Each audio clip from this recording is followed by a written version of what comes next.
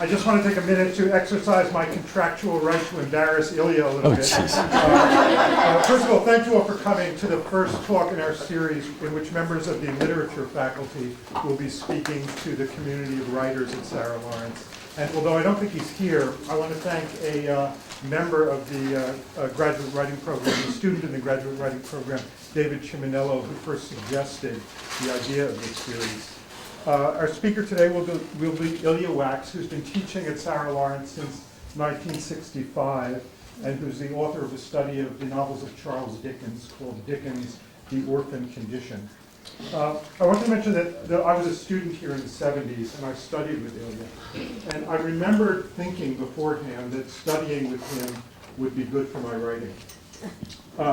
And I remember the disappointment that I felt a few weeks into this course when I started to feel as if it wasn't going to be good for my writing at all. He had nothing to say about literary craft, as I understood it. He had nothing to say about the handling of dialogue in fiction. He had nothing to say about the use of the third-person point of view, the limited third-person point of view, which we writing students weren't yet sophisticated enough to refer to as the POV, as you now all do. It took me a while to see that Ilja was going after things of much greater consequence than that. Ilja was reading the works with such seriousness and intensity and playfulness that at first it came to be clear to me that he was giving us an education in why literature matters. And by the end of the year, I felt that he had given us an education in how to live. I know that Ilja isn't fond of D.H. Lawrence, but I feel that D.H. Lawrence is fond of Ilja. When I was thinking about the qualities that make Ilja such a special teacher, I remembered a passage from Lawrence about the qualities that go into the making of a great critic. Please forgive Lawrence for saying man all the time, but he says that a critic must be able to feel the impact of a work of art in all its complexity and its force. To do so, he must be a man of complexity and force himself. And someone who is emotionally educated in this way is as rare as a phoenix. More than this, Lawrence said, even an artistically and emotionally educated man must be a man of good faith. A critic must be emotionally alive in every fiber and then morally very honest. I feel so lucky to have studied with him and to be his colleague, and I'm delighted and honored that he's our speaker today. Thank you. Please join me in welcoming Thank you.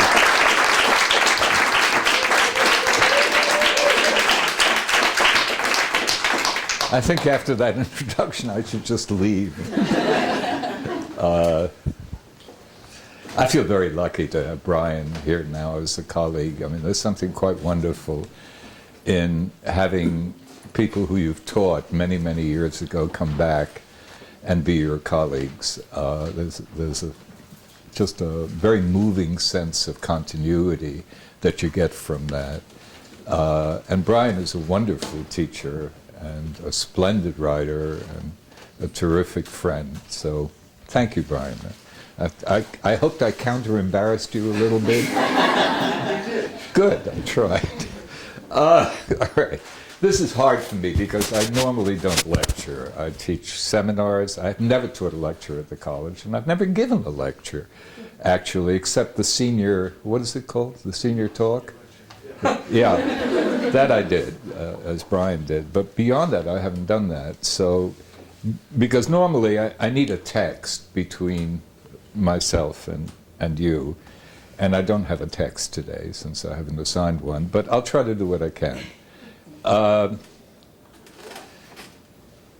One of the great contributions of 19th century novels is that while it's realistically tough and describes all the social constraints upon the self, the limits and distortions to which the self is subject by the society in which it lives, these novels often also strain to move beyond the givens of constraint.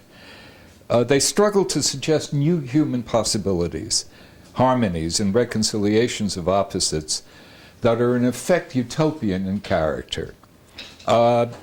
Utopian not in the sense that they are humanly impossible, but utopian in that they are not capable of being fully realized in the moment of history in which they were written, or in our moment of history. These utopian moments, which are rich with sensuous and communal plenitude, are to be found, for example, in Mark Twain's Huck Finn, on the raft, on a world of peace, love, and near timelessness, which stands in stark contrast to the horror, violence, and rigidity that Twain depicts on shore. The river, which T.S. Eliot called that great brown god, is in some sense transcendent. A world on the river in which time, death, the slavery, the opposition of black and white, slave and free, is suspended, in which the word lazy, for example, becomes an active verb. We lazied around. In which a kind of Eden is recreated on Jackson's Island. The river also allows Twain to take human capacities and for a moment to refashion them, to create a self in whom abstraction is negated. And a kind of sensuous concreteness and direct capacity for feeling takes the place of the religious and social abstractions, the rigid forms of civilization, the forms of Calvinism, for example, that acted as a rationalization for slavery, the forms of honor that acted as a rationalization for horrendous feuds. The creation in Huck of a sensory self, of a self largely grounded in sense perception, and of a self grounded in its feeling life, is one of the utopian elements of the novel. You find it in language, in all sorts of wonderful language that Twain gives to Huck. Examples. To anticipate something good is to make one's body's mouth water, right? To be terrified is to make one's body's hair fairly rise on one's neck. To be afraid, to be courageous is to have sand in your craw. You know, birds who digest food by sending it through sand in their craw. To lose the will to turn Jim in is to take the tuck out of oneself, you know, like a tuck. To be afraid is to have an experience where your heart jumps among your lungs. To have conscience affect you is, it would pinch you. To be civilized is to be cramped. And most important of all, to encounter a devastating scene of human degradation is to feel sick. That's what he does when he encounters murder, slavery, exploitation. He says, it made me feel sick. As if, you know, the body itself is responding to the moral universe. One of the ways in which he shows this is that Huck at some point is on Jackson Island, and he's describing, you know, he says, it smelt late. It smelled late, smelt late. And he says, you know what I mean? It's sort of interesting, right? The sort of taking of time, the abstraction of time, the serial reification of time, and you translate it into sense perception. It smelled late. I once had a freshman studies in which we read Huck Finn. It was kind of really interesting studies, and I said, okay, let's have an experiment. Come to class when it smells on time. Let's carry this out. They did. And at first it was terrible chaos. You know, I mean, it's almost impossible. You know, they straggled in they have to discard their watches, of course. They straggled in one after the other, and it was just awful. But in about 3 weeks, and I was very patient at that point, you have to be with first-year students. We used to call them freshman studies before the thought police took over and translated it into first-year studies. because of gender issues. So, you know, but after about 3 weeks, they all came to class on time. And that turned out to be the best freshman studies class I ever taught. We somehow bonded over our attempts to coordinate our lives through our smell. It was really quite wonderful. Anyway, so, right, it smelled late. Another example of a kind of grounding of consciousness and of sensibility in the body. Later on in the novel, there is this horrible thing about bogs in this strange Arkansas town, which is a sort of collapse of civilization, where the loafers set dogs on fire, where they sick dogs on nursing sows, where they tie tin pails to dogs until they run themselves to death. It's a kind of awful, awful place. And there's a drunk in that town called Boggs. And Boggs is an unpleasant drunk. He sort of sasses people and insults them, but he's harmless, and you know, he's just drunk. And one day he's insulting Colonel Sherburne, who is an aristocrat in the town, and Sherburne has had enough of him. And he says to Boggs, I've had enough of you. If you're not out of town by 1 o'clock, I'm going to shoot you. Right? And Boggs' daughter comes running in, and she tries to get him out of there, but he's weaving around. He himself wants to leave, but he's drunk, and he doesn't have control of his actions. And along comes Colonel Sherburne, you know, at 1 minute to 1. And at the stroke of 1 o'clock, he raises his pistol from the bottom up. He aims it at Boggs, and he shoots him to death. It's 1 o'clock. And I think Twain is suggesting that if you could smell time, that wouldn't occur. The code of honor is very much dependent upon the abstraction of time. And that code of honor is responsible for so much death. Twain actually felt that Sir Walter Scott was responsible for the Civil War. Why? Because Scott, you know, sort of celebrated the old feudal chivalric order of honor. And the Southern aristocracy used that concept of chivalric honor as justification for their part in the Civil War and for slavery. So what he's saying is, you know, hey, we need to soften ourselves in some way, our sensibilities. You know, we need to undo, you know, our sort of obsession with serial time, as, you know, in that duel which is expressed. Anyway, that's Huck Finn. Now, there's even more utopian stuff. I said this is utopian because what he really does in Huck is to so undo any epistemological capacity for abstraction that Huck, even when he thinks in Calvinist terms and tries to turn Jim in, can't do it, because the concreteness of his sensory and of his feeling life gets in the way. Right? It would have made him sick to turn Jim in, even though he believes that by not turning Jim in, he's going to go to hell. And he says it at one point, all right, so I'll go to hell.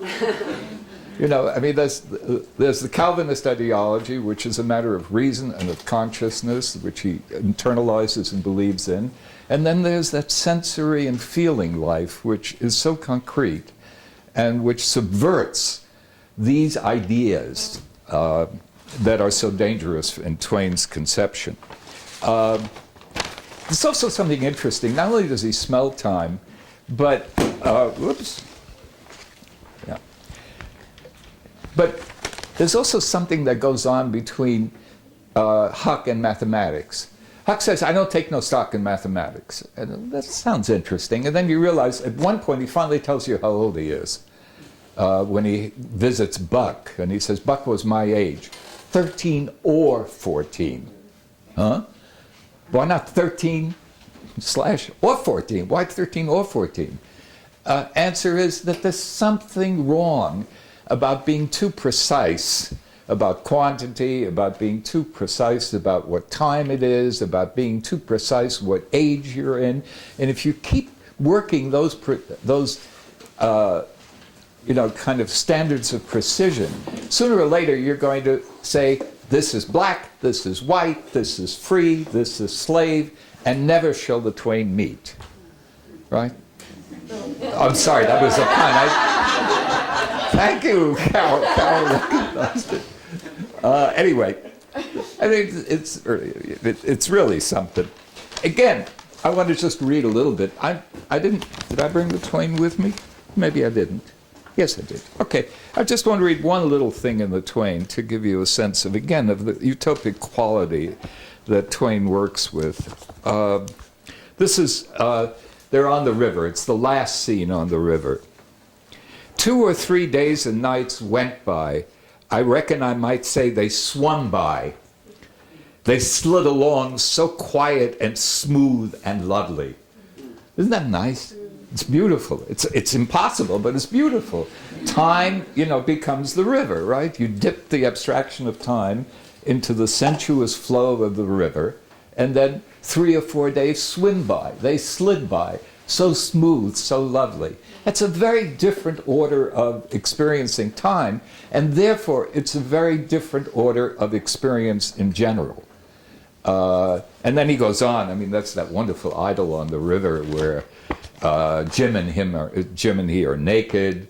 They put the raft down. They talk about cosmology to each other. I don't know if any of you remember it, but the question is how did the stars come about between him and Jim? There's a big discussion on that river where time sort of stands still and is sensually mediated. They also talk about how the stars was made. And Huck says at first, they just happened. Sort of expressing a kind of scientific viewpoint. It's an accident. They took place. And Jim says, no, the moon laid them. And Huck thinks for a while. And then Jim goes on to say, yeah, it laid them. And falling stars are bad eggs hove out of the nest. And then Huck thinks for a while, and he says, well, there seemed to be so many of them, I don't know that the moon could have laid them. But he said, then I saw some tadpoles, and I saw how many there were in the river, and then I understood that the moon could have laid them. So what's that about? I mean, that's about Jim, having some understanding cosmologically of the universe as really not being a dead, neutral object in which accident and chance rules, but the universe being a place where love reigns, where generation and reproduction takes place.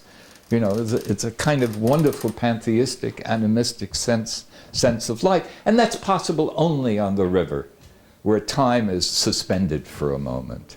Right? I mean, that's one of the utopian moments in 19th century fiction that are so good. Oh, I thought you were raising your hand. Please do, anytime anybody wants to interrupt me. I love being interrupted.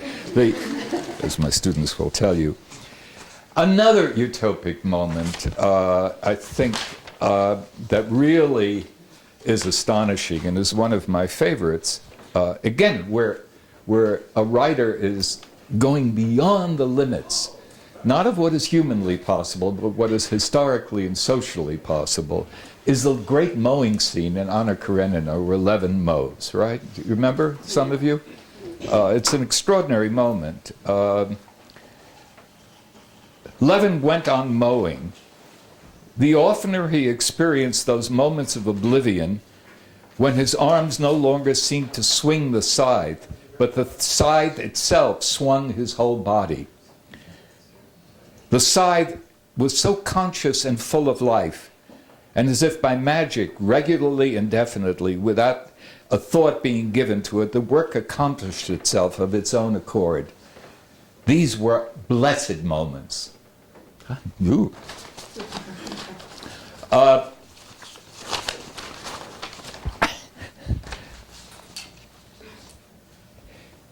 Our hero mows with peasants in bringing in the hay harvest.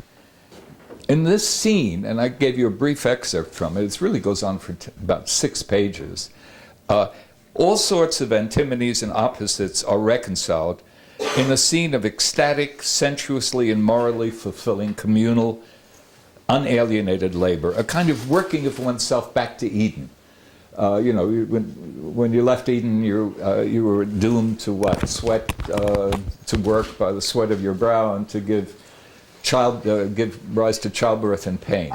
Well, he does this thing here where Levin works with the peasants, falls into the rhythm of the peasants' mowing after struggling to do so, and finally begins to experience a kind of state of beatitude, a kind of working of one's way back to the prelapsarian Eden.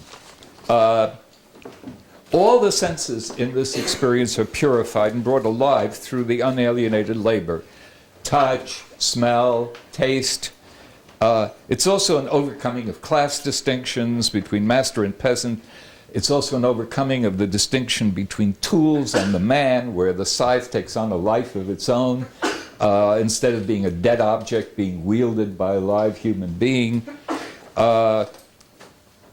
It's the loss of a paralyzing self-consciousness. It's an ecstatic utopian experience. Those are two examples of the way 19th century novels periodically reach out and fashion.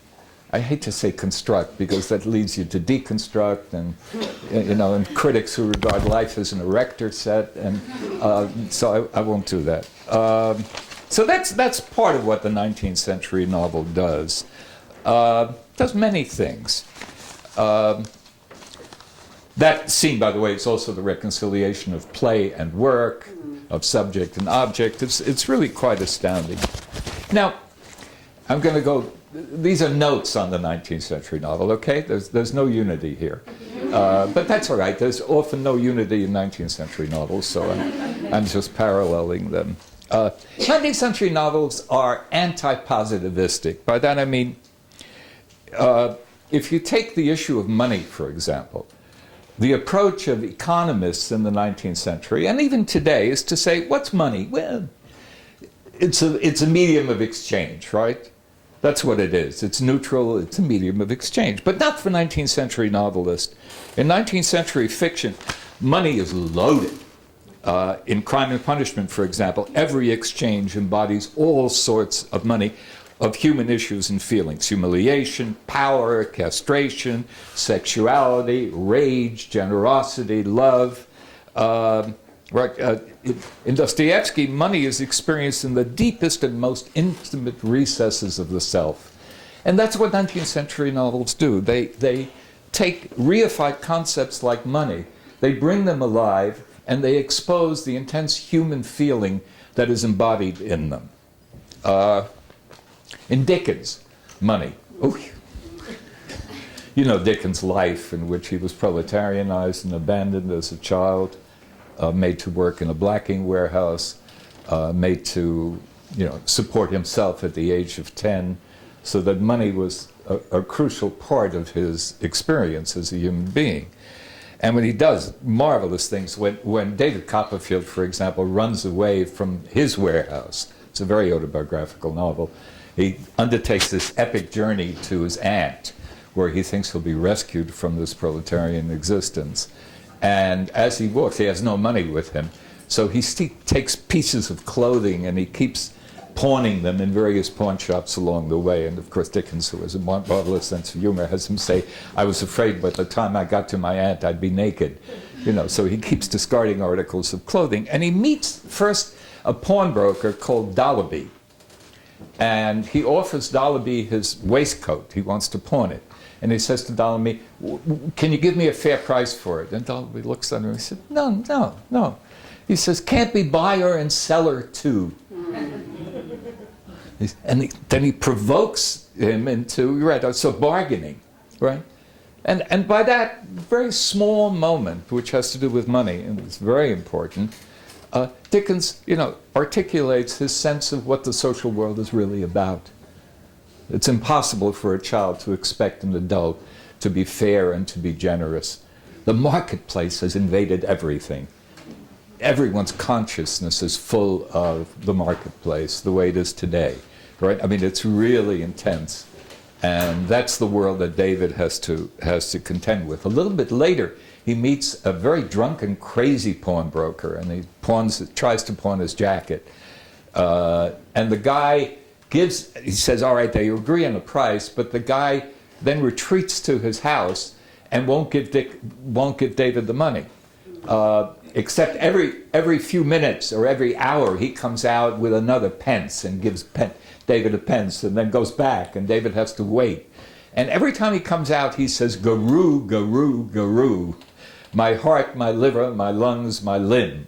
It's a grotesque, comic, but very meaningful moment. See, what he's saying is money, pence, my heart, my liver, my lungs, my limbs. The equation of money with body parts is part of what Dickens is suggesting as being the significance of money.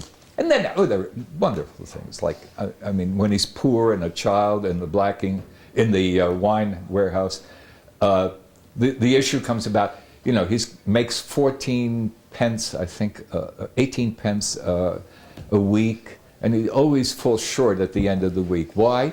Because he loves a certain kind of pudding that's baked in the shops with big currants in them, and he tries to resist buying it because it means by the end of the week he won't have enough money left to feed himself, right? And so you get this, wonderful hallucinatory reality of money as having so much to do with, with oneself that you get there. All right, that's money.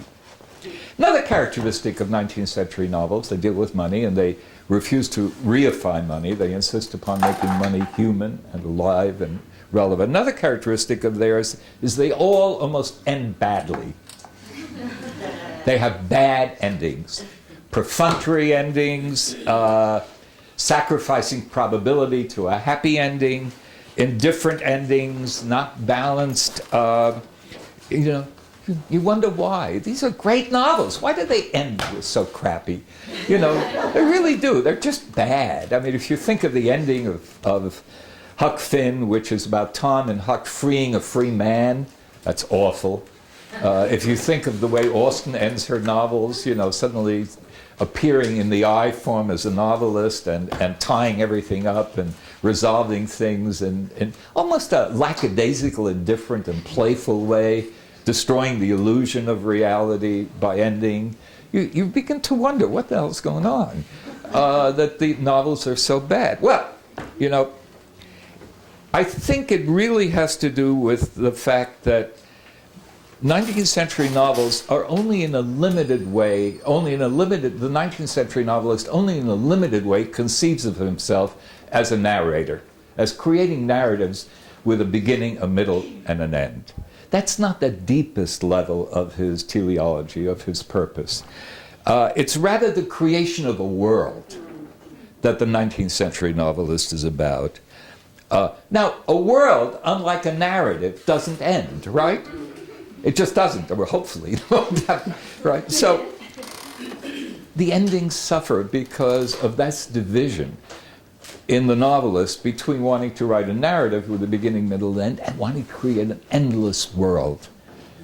And that conflict results in strange endings. Yeah. They don't want to end, in short, right? They really don't. The novelist who really took this to its furthest logical conclusion was, of course, Balzac, right? And Balzac wrote maybe 110 novels. He wrote them late at night, smoking a hookah with God knows what, and drinking pots and pots of Turkish coffee, sort of caffeine sludge. All sorts of interesting things happened to him, which we'll talk about maybe a little bit later. One of the things that happened was his character spoke back to him. Right? He tried to get him to go one way, and to do so and so, and they said no, you can't do this. Now you've probably all had that experience as writers, haven't you? Where you create something, and suddenly the creation runs away from you, and runs away with you, and takes on a life of its own, and you say, huh? I didn't mean this, I didn't plan this, it just happened, right? Well, that's what keeps happening to Balzac, right? His character, and that's what it means.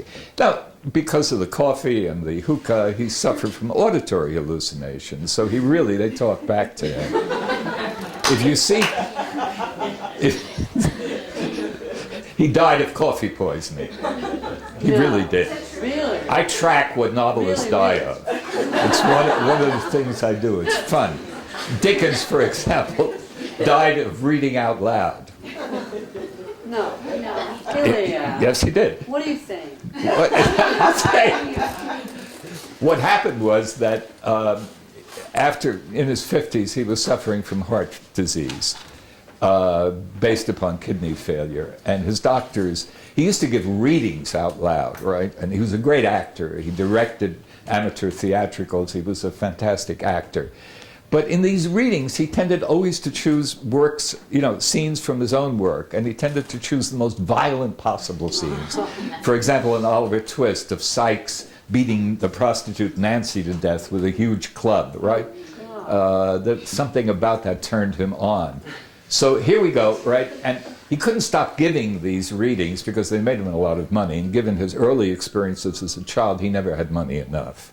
So his doctor said, please don't do this. Your blood pressure goes up, you have a heart condition, and he couldn't help himself. The last reading he gave was of Oliver Twist from that scene. Now you have to realize what goes on in these readings. 2,000 people show up. They have firemen all over the place because they're using gas lights to light the stage, right? Strong men weep, women faint. It's really a gigantic spectacle. Well, he reads from that, and then he goes home. The next day, he has a heart attack, and he dies. So I think that's what I mean by he dies of reading out loud, right? It's a joke, but it's partly true. Tolstoy died from running away to a railroad station, which, if you know Anna Karenina, is really quite ironic. Can you just speak briefly to the ending of Anna Karenina? What? Do you think the ending to Anna Karenina is a bad ending? Yes, absolutely. In Because way? what he does by killing Anna... Oh, Whoops. shit! Oh no, I did the thing that I hate most of all when my students are, Everybody knows. When he did that, he destroyed the parallel structure, and the ending is flaccid because it doesn't have the tension between Levin and Anna any longer. Yes? Could you say something about the ending of Middlemarch also, while you're talking about ending? Yeah, what she says, the marriage epic, and it's nice. I mean, she says that things go a little better with you and me is due to certain unhistoric acts like the ones that Dorothea makes. It's nice, but it isn't really, it isn't strong. It's just nice. It sort of trails off. Yes, Carol. So all of this niceness at the end of these novels, with Yeah. David pointing, Upward. forever upward, Yeah. and right in the marriage in Middlemarch, Yeah. she sort of gives up, and Levin has this epiphany, and you said something about they're unwilling to let go of this utopian world, so they screw up the ending. Yeah. And where does this unwillingness come from? In this creation of a world, Yeah. what prevents them from using that in the service of a meaningful ending that might be painful? Right? Because even Bleak House seems to end, I think, ends painfully. Horribly. Right? Because they're living in this little Sure. Bleak House. That's Right? disgusting. But it's actually painful because they've been infantilized. Yeah. Right? But Exactly. So why do they have to make it look... Well, I say one of my explanations is that, that if you try to end within the pages of a novel, you're betraying, in some sense, the world creation that you had intended. I think that is a kind of explanation for why they're so bad. You really can't take a world and put it in the pages of a novel. The world leaks out of those boundaries, basically. So why did they go the opposite way and just have mean endings? Well, I don't think that the were difference is stories of the between... novel. Oh, that has to do with their audience, in part. You have to understand, this is very curious about 19th century novels, and very important, that their audience was not split between highbrow and lowbrow.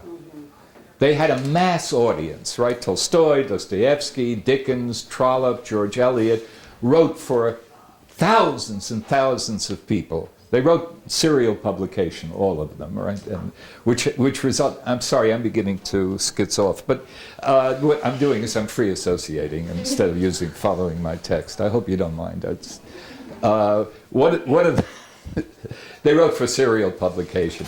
That led to great intimacy with their audience. For example, Dickens issued his publications, 3 chapters, bound in a green cardboard cover with a lithograph on the back, with a sort of ad for liver pills on the other side.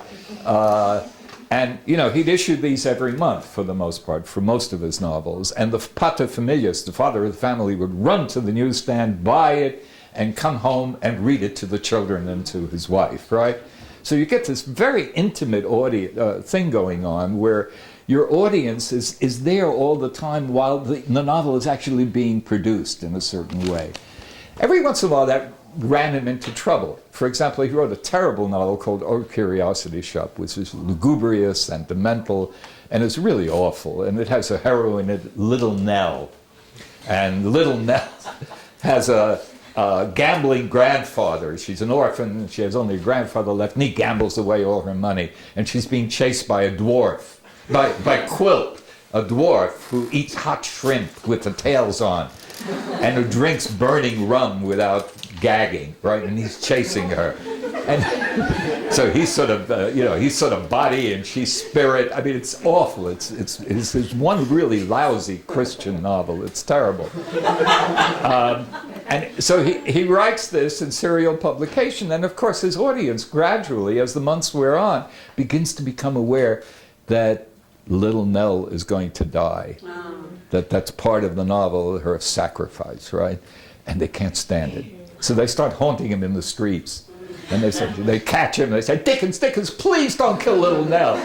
So he actually, at one point, was reputed to have put on a disguise, a beard, so he could avoid them. And of course he killed Little Nell. That's what he intended to do. He was damned if his audience was going to stop him from doing it. But that kind of intimacy also led some of these writers to be unwilling to alienate their audience by really putting in deeply pessimistic endings. So, like the 2 endings in Great Expectations, one ending is he never sees Estella again, as he shouldn't.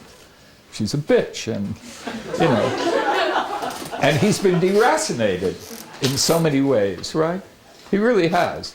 And so there's a really tragic, sad ending.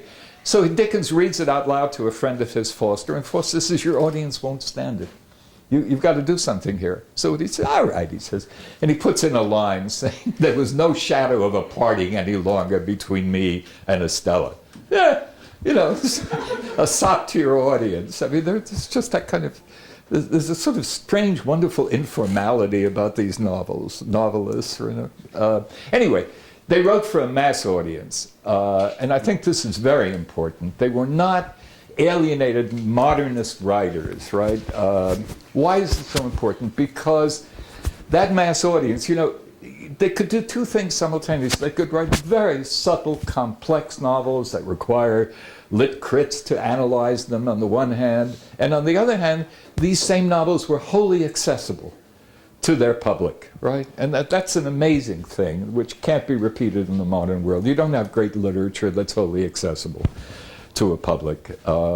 You have writers trying to protect themselves as they create from the vulgarity of their audience, but not in the 19th century. And that had all sorts of implications. I mean, one of them was that writers, when they wrote, Tolstoy, Dickens, Dostoevsky, George Eliot, really felt a great sense of self-confidence and empowerment. They felt that they could shape their audience. They could have a moral impact on a world. They didn't feel helpless, impotent, marginalized. What? Am I describing you? No, I didn't mean. Sorry. Ernesto, no, it applies to no one here, right? It's somebody else. Did George Eliot have that kind of relationship with her? Oh yeah. Oh yeah. Well, Eliot had a. She had a huge audience. She was next to Dickens, the most popular writer that wrote in the 19th century, and she also wrote for serial publication. Yeah, she did. She suffered from another issue, which is that she lived with her paramour, right, who couldn't get a divorce, and so Queen Victoria loved her work. She thought it was wonderful, moral, everything. And she wanted desperately to meet her. But her advisors, the Queen's advisors, you can't do that. Eliot is living in sin, right? I mean, it was one of her issues. She's really, again, free association, just for a moment. It's really quite wonderful. She started off being anonymous as a writer, right? George Eliot is really Marianne Evans, and she used the pseudonym George Eliot, partly because the first thing she wrote, Scenes from Clerical Life, contained a thinly veiled attack on her father and her brother. And she didn't want her father and brother to know that she had done that. So she used a pseudonym, partly because she wanted her novels to be taken seriously, and she felt that men would be taken more seriously than women. So, you know. And she kept this fiction up for a long time, you know, for a couple of years after she'd become very famous. Until a crazy clergyman in the provinces, realizing that nobody knew who George Eliot was, decided to take credit for writing the book. And at that point she said, no, we've got to let people know. Now all this time she had submitted, before people knew, she had submitted a story to Dickens Journal. And Dickens read it once and said, oh, it's a woman. It's very clear, and Dickens got it straight. Anyway, this sense of relation to a public, a feeling of being able to mold and to shape human life rather than just to be a spectator of it or a commentator on it, I think is quite central to 19th century novels. It accounts, among other things, you know, for the way they're not about art, as so many novels today are. They're not about the act of novel writing. Their heroes are not artists. If you write a 19th century novel, you don't write a novel, a portrait of the artist as a young man, right? If you do David Copperfield, if you do David Copperfield, who's an artist, a writer, ultimately, when he grows up, it's not central to his experience. His experience is the experience that he has in common with ordinary people. And these novels are about typical, normative, ordinary experience. And part of that is because of the relationship of the writer to his audience. Also, that sense of confidence makes itself manifest in these incredible narrative voices, and to go to the craft of writing for a moment, right? These 19th century, Grace Paley, you know, greatest short story writer America has ever produced, who taught here and started the writing program here, and who was the most arrested woman in the history of the United States. Peace demonstrations. It had reached the point where she had no state left, where she wasn't on probation. So she couldn't demonstrate any longer because she'd be jailed. You know, she was quite wonderful. She used to say to students of mine, please, to her students, her writing, please don't take Ilja's course. Nothing against me. We were friends and political allies. But don't take Ilja's course, because those 19th century novelists have such powerful narrative voices. You'll lose the capacity to develop your own narrative voice if you read too much of that stuff, she used to say. You know, it's sort of interesting, but they are very strong and they are very powerful. Listen to George Eliot for a moment, right? Listen to the voice.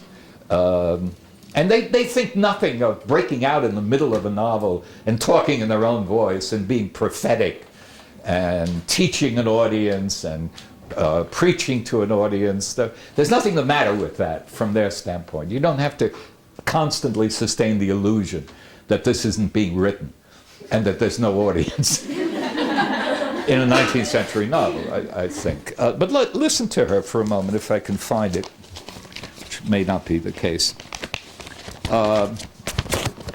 Yeah, here's Eliot. Her book is written with a view to the death of God, her disbelief any longer in the Christian religion. And it's an attempt, in part, to find a substitute for Christian morality or for Christian ritual. It's an attempt to find, she tries to found something called the religion of empathy, a naturalistic religion based upon the human capacity for empathy rather than a supernatural religion. And you hear her voice this way. We are all of us born into moral stupidity and take the world as an udder to feed our supreme selves. Dorothea had early begun to emerge from that stupidity, to conceive with that distinctness which is no longer reflection but feeling, an idea wrought back to the distinctness of sense, like the solidity of objects, that he had an equivalent center of self whence the lights and shadows must always fall with a certain difference. The rest of it is a little complicated. I understand. When you hear it, you have to look at it in print. But we are all of us born into moral stupidity and take the world as an udder to feed our supreme selves. Wow! Right? Listen to the legislative character of that voice. Listen to that voice saying, you know, speaking in terms of human universals, and the we is so central, very often, to great 19th century novelists. The ability to say we, and we means the writer, the characters, and the audience, we. They reach always for the human universal and try to achieve it without losing a sense of concreteness. That's one. Again, the authority of 19th century voices. Balzac. You know, I told you about Balzac, right? Who died of coffee poisoning. Yeah, okay. And who had people talk back to him, right? We'll deal with that in a moment. How am I doing? Okay, I got time, right? How much time do I have? 20 minutes? Thank you. Okay.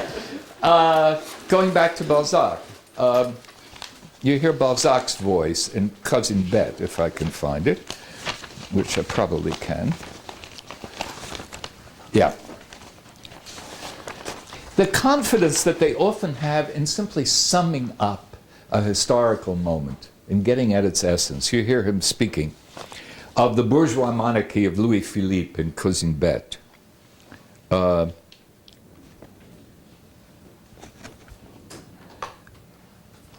Oops, here it is. Sorry. Yeah. Don't imagine that it's King Louis Philippe we're ruled by. He knows, as we all do, that above the charter, that is the Constitution, there stands the holy, venerable, solid, the adored, gracious, beautiful, noble, ever young, almighty Frank. Right? I mean, just listen to him summarize, you know, the extent to which the Frank has become a kind of god in the world of Louis Philippe. Where is the Balzac today?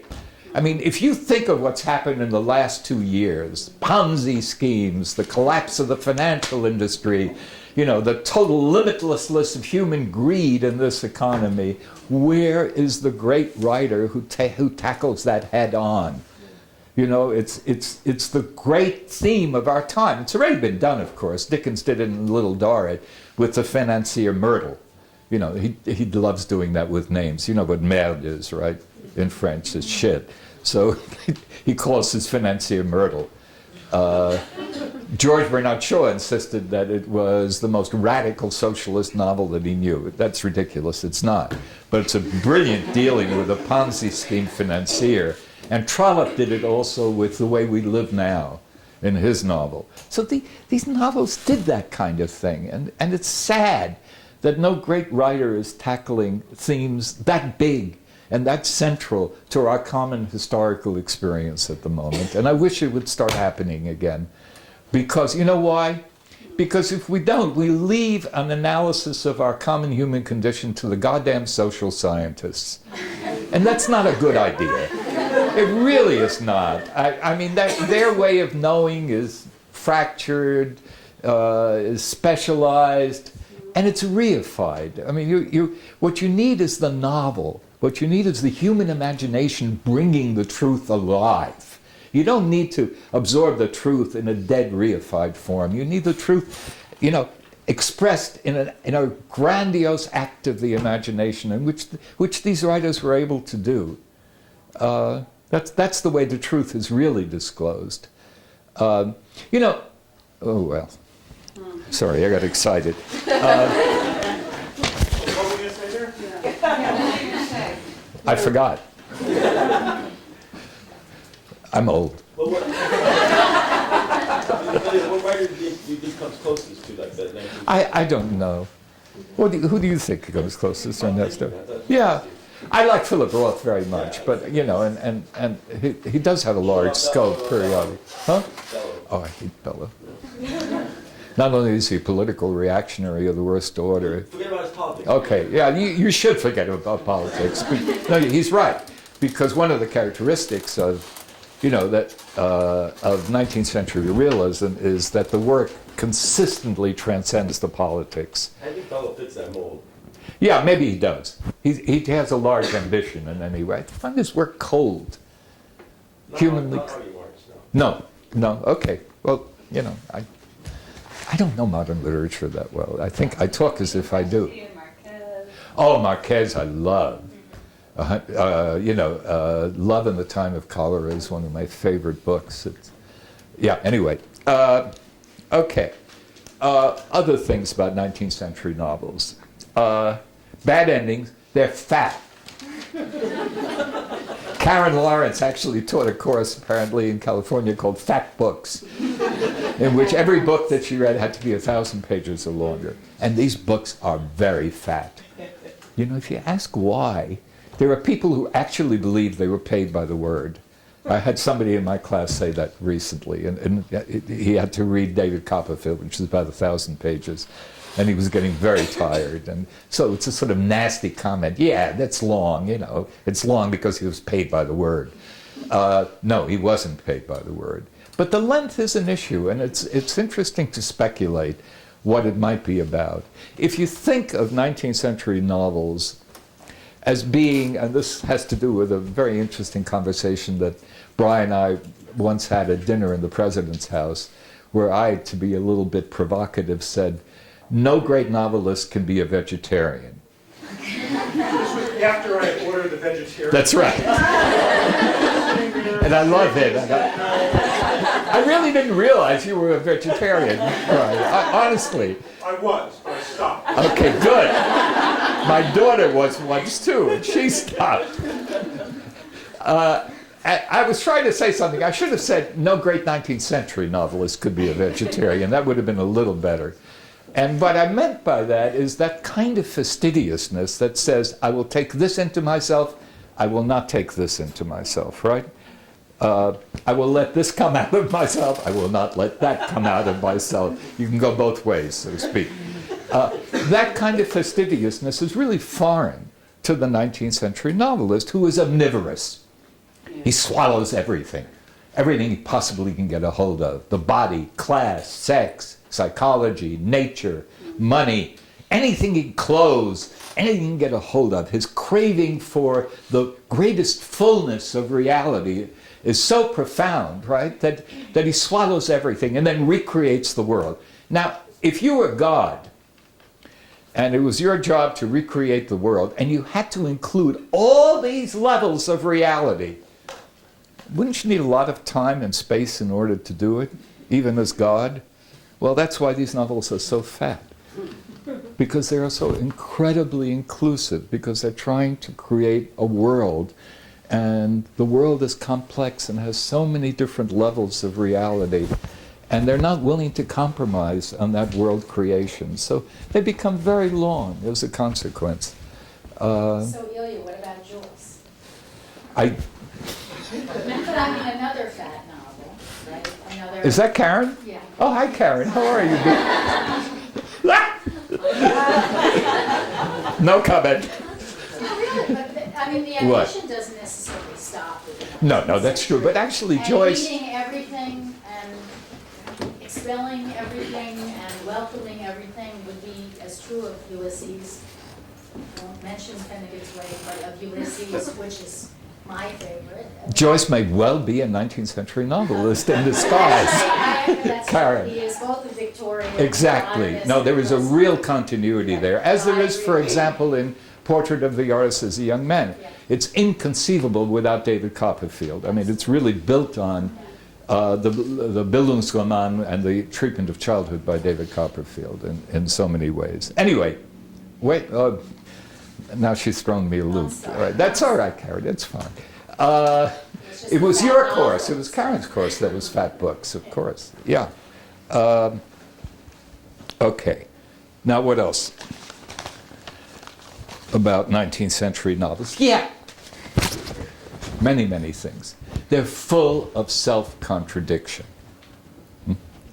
They're not coherent and orderly in their moral vision, right? That something goes on there that is really wonderful, a kind of conflict between their ideology very often and their sense of reality. For example, Brothers Karamazov is Dostoevsky's most Christian novel, right? I mean, it really is. It celebrates Christian mysticism right in the middle of it. Okay. His the left-wing intellectuals of his time attacked him for writing a politically tendentious, morally tendentious novel. He responded, "Ha!" I don't know how you say "ha" in Russian, but he did. He said, "Ha!" He said, when would you ever find in their work a challenge so great and so profound to the goodness of God as that which I have put into Egon Karamazov's mouth? You know, Ivan is the atheist brother of the three in Brothers Karamazov. And what he does, he narrates a series of episodes of the torture of children. They're horrible. And they're so profound that he even shakes the Christian mystic Alyosha at one point. So he says, what would you do to this man who bayoneted a child in the presence of his mother? And Alyosha starts shaking and says, shoot him. He says to Alyosha, your faith is shaken. But, you know, Dostoevsky really did that. He really challenged himself with the opposite of what his viewpoint was. And you can feel a Dostoevsky novel trembling with conflict between faith and doubt, between faith and doubt, between an insistence upon having a positive, sublime view of life and a sense of reality that fundamentally contradicts it. Or, if you take, for example, the two voices of Bleak House. I mean, some of you, Ernesto, you once taught Bleak House. Yeah. You take the two voices of... That's an in-joke. If you take the two voices of Bleak House, right?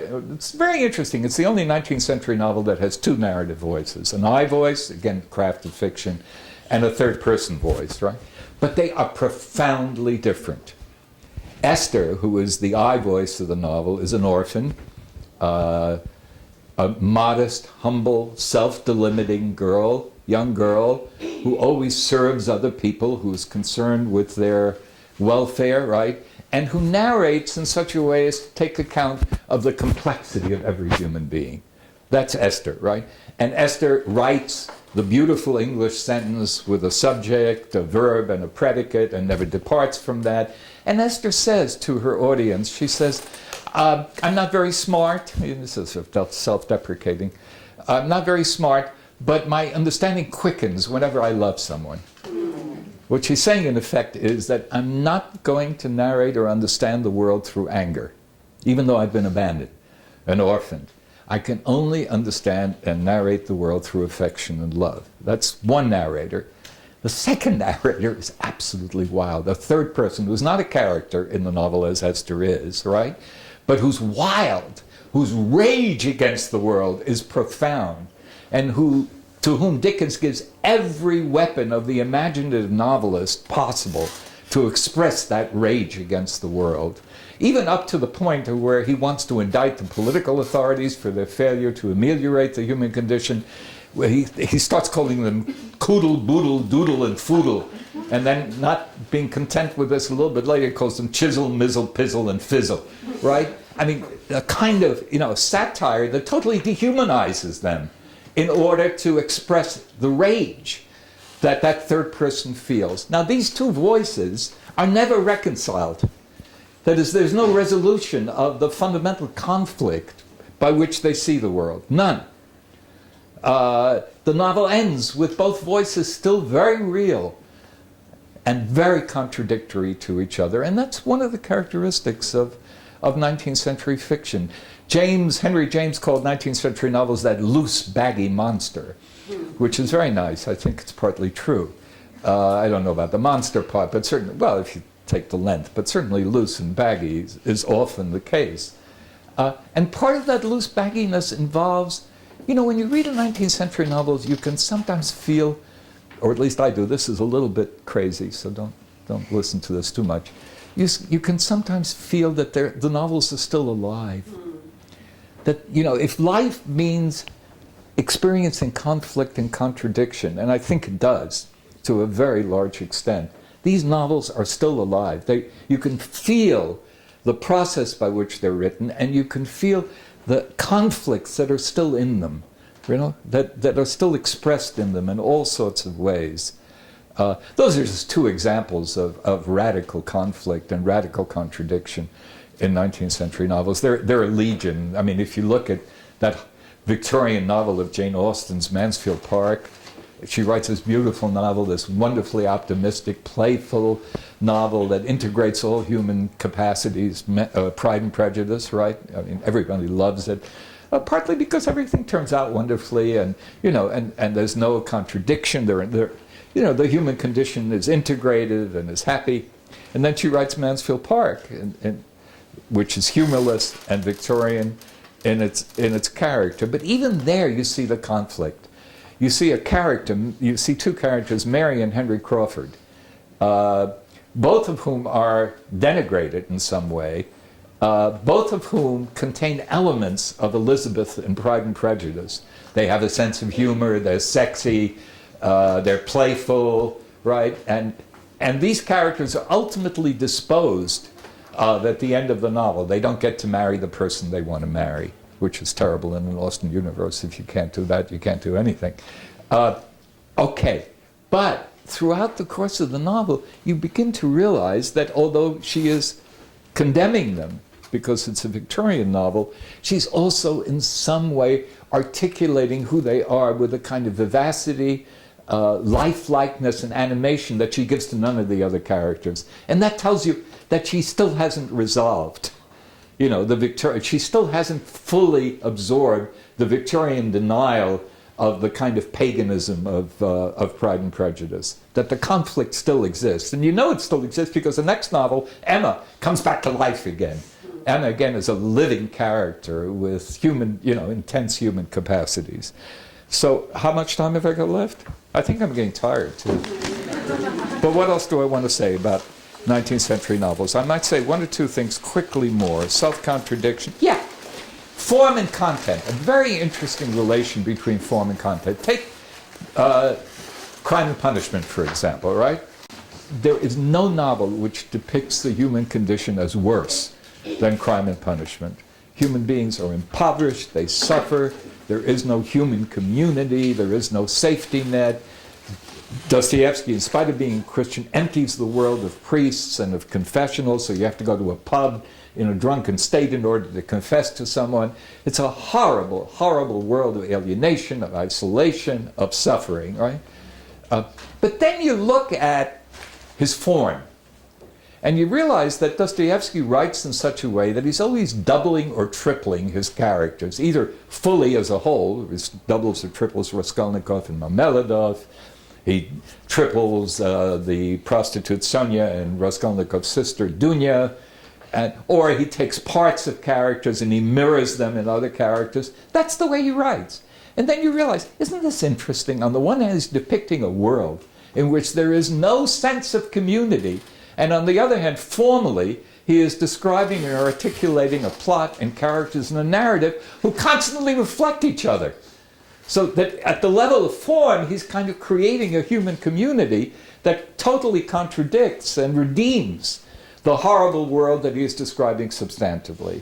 And you often get this kind of thing in Dostoevsky. So that's another thing. Laughter. I got 5 minutes? You think? Okay, laughter.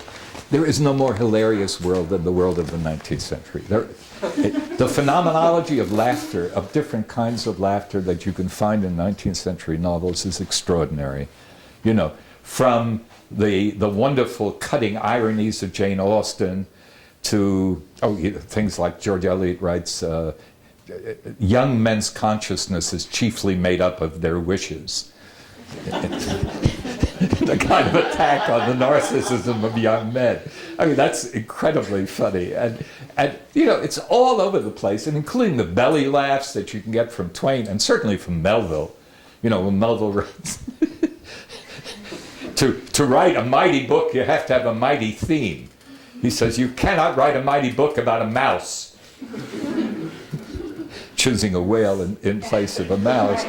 Or, you know, it's sort of being ironic about, it's wonderful, being ironic about his own megalomania as a writer, being laughing about it. He says, give me a pen. Give me Mount Vesuvius's crater as an inkwell. So there's humor throughout, a tremendous amount of humor, and the humor is liberating. I mean, the humor allows all sorts of human horrors to be depicted without dissolving us into an intolerable experience. And it allows certain things to be expressed, which couldn't be expressed, without the humor. I'll give you a couple of examples, and I'll stop there, okay? Is that all right? Yeah. Couple of examples. Dickens. The button popping in Dickens. Do any of you remember? It's really quite wonderful. Here's David.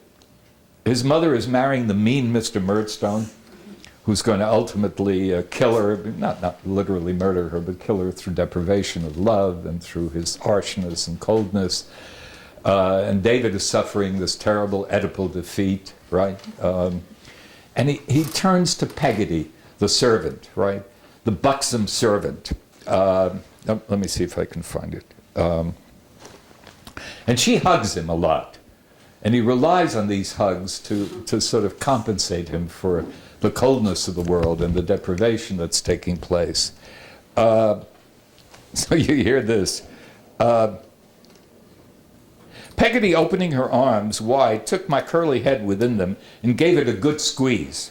I know it was a good squeeze because, being very plump, whenever she made any little exertion after she was dressed, some of the buttons on the back of her gown flew off, and I recollect two bursting to the opposite side of the parlor while she was hugging me. Ha! It's funny, but it's... And he later elaborates it all over the place. I mean, he does things like, this time he's being sent away, so she's trying to be very, very loving towards him. You know, really, right? So she hugs him really fiercely. All her buttons flew off. And you know what happens when all your buttons flow off, right? You're left naked. And this generous Earth Mother body is available to him for nurture and for nourishment. So it gets serious. In the middle of the comedy, there's a kind of wonderful seriousness of it. Then he even takes it further. He loves to elaborate these comic moments until they really go wild in their elaboration. He says he's being sent away, and Peggotty hugs him, and some buttons roll off. And he says, I wonder if I were being sent away, I could follow the trail back to my home of those buttons. Hansel and Gretel, right? Yes, exactly. That's what you feel. Suddenly the comedy turns into exquisite poignancy of feeling, right? And without that comedy, the poignancy of feeling would be lugubrious, it would be sentimental, and it would be terrible. But with that comedy, it can be quite wonderful. So you get the button popping. And then, again, with Peggotty, I think some of the best scenes in the novel have to do with Peggotty, the most comic ones. He has bitten Mr. Murdstone's hand, the evil stepfather, and he's punished by being locked in his room. And later he's going to be sent away to school, separated from his mother. So he's there, right? There's a keyhole in the door, and Peggotty comes, and she wants to communicate to him. She can't hug him, she can't pop her buttons at him, you know, but she wants to express her love for him. So they have a conversation through the keyhole. This is hilarious. I was obliged to get her to repeat it, what she said, for she spoke it the first time quite down my throat. Why? In consequence of my forgetting to take my mouth away from the keyhole and put my ear there. And though her words tickled me a good deal, I didn't hear them. It's hilarious, but you can feel something really important underneath the hilarity, right? I mean, the sense of being cut off from all sources of nourishment and nurture, and also the words that come through the keyhole as breath. You know, the Word was made flesh, you know, with the breath of life. There's a lot of stuff going on there. Peggotty fitted her mouth close to the keyhole and delivered these words through it with as much, this is wonderful, with as much feeling as a keyhole has ever been the medium of communicating.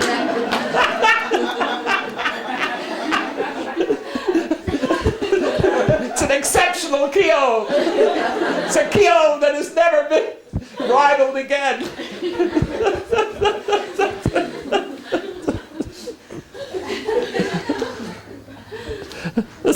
Okay. Then finally, he can't let go. He keeps on doing it again and again. Peggotty fell to kissing the keyhole as she couldn't kiss me. We both of us kissed the keyhole with the greatest affection. I patted it with my hand, I recollect, as if it had been her honest face. Aww. Okay. I think I'll stop here. But thank you. Thank you.